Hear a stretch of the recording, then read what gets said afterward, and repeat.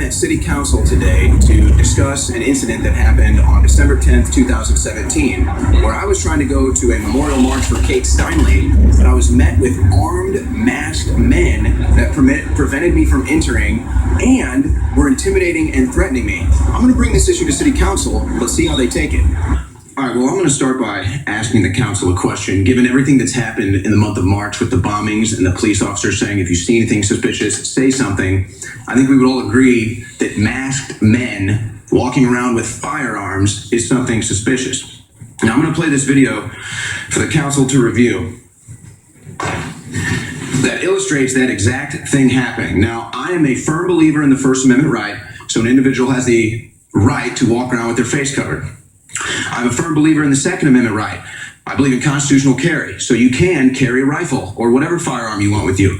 However, according to U.S. Code Title 18, Part 1, Chapter 13, subsection 241, conspiracy against rights states, if two or more persons conspire to injure, oppress, threaten, or intimidate any person in any state, territory, commonwealth, or district in the free exercise or enjoyment of any right or privilege secured by him by the Constitution or laws of the United States, or because of his having so exercised them the same, or two or more persons go in disguise or on the premises of another with intent to prevent or hinder his free exercise or enjoyment of any right or privilege so secured, they shall be fined under this title or in prison not more than 10 years.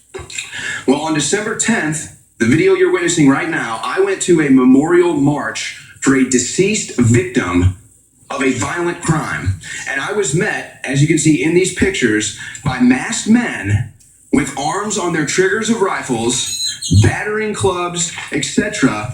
Here you can see this man has his finger on the trigger, keeping me from going to a park, a memorial. Here's them with shields and clubs blocking me entrance from a park for a dead person's memorial. Now, if that doesn't violate the code, I don't know what does. And I find it timely that we sit here today with you all discussing getting more funding for police, but I did not hear one person make a suggestion to keep violent criminals off the streets. Well, maybe if we looked into sanctuary city laws and keeping masked men with guns off the streets, we wouldn't have to have 100 police officers out there every time somebody wants to have a march, which is every weekend. Now, I'll just say this in closing and provide an illustration for you.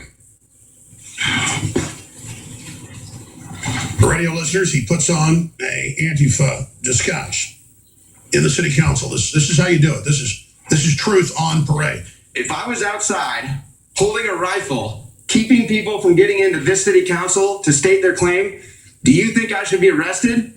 I think everybody here would agree, yes, that should be an arrest. Absolutely. But for some reason, and I'm not blaming the APD because I think they're good men and women. Most of my experiences with them have been positive. But if we're not going to arrest armed individuals with masks, brandishing weapons, intimidating people from their free speech, a clear violation of the law, I just want to know why. And I want to know if this city council thinks that that's the type of city that we should live in. Thank you for your time. With the link, because I couldn't see that. Absolutely, I'd be happy to. Thank you. So there you have it, folks. Now, there's